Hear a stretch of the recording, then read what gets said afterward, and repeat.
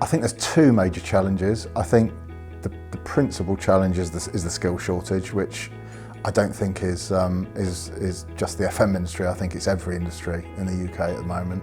And I also think there's a real need for service providers over the longer term to reduce cost and increase value, which in a period where margins are very low is really difficult to see how that's going to happen. So if I probably start with the second one, you know, economists have got a term called economic rents, which is basically the return someone needs to enter an industry, to invest and innovate and create growth and create, you know, a sector that's going places.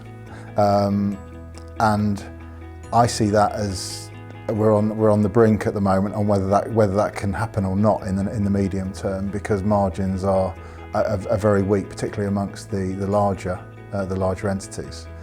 So for me, it's very much about technology. We're going to have to make ourselves a hell of a lot more efficient and a lot more service focused than we are at the moment as a sector.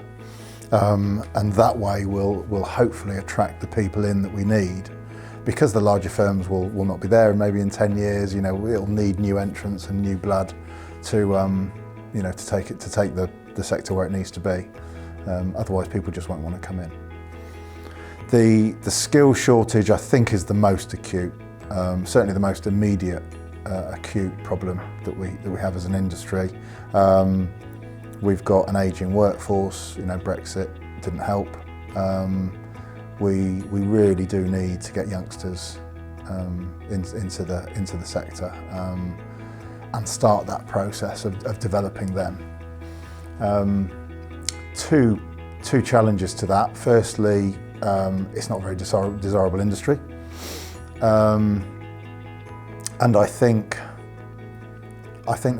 we can do things about that at a local level. We can be all over social media. We can make ourselves look attractive and appealing, but really the industry's got a role to play, and I don't see any sort of collaborative sales and marketing effort from the industry to really permeate all those levels where, you know, young people are hanging out and talking to each other and just sparking up conversations about FM.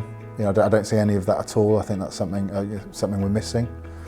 But also, of course, the apprenticeship programs that they're coming into have to be meaningful. You know, it's very easy to set one up. It's very difficult to set a proper one up. You know, where young people are supported and cared for, and, you know, to be honest, the business can actually support that financially as well.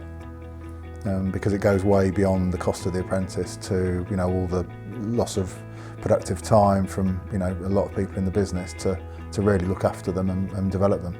So, I mean, DMA have jumped in, right? We've got an apprenticeship scheme, and it's early days. You know, we've seen some great success. I mean, we've dabbled in the past. We've actually got a member of the senior leadership team that came from apprenticeship, so that's a major win. We had Dev, who was Apprentice of the Year 5-6 years ago, but we've never had a real programme, and that's what we're setting up at the moment. Everyone's keen, so I'm very hopeful that for DMA that's going to solve our skill shortage problem over the next 5-10 years.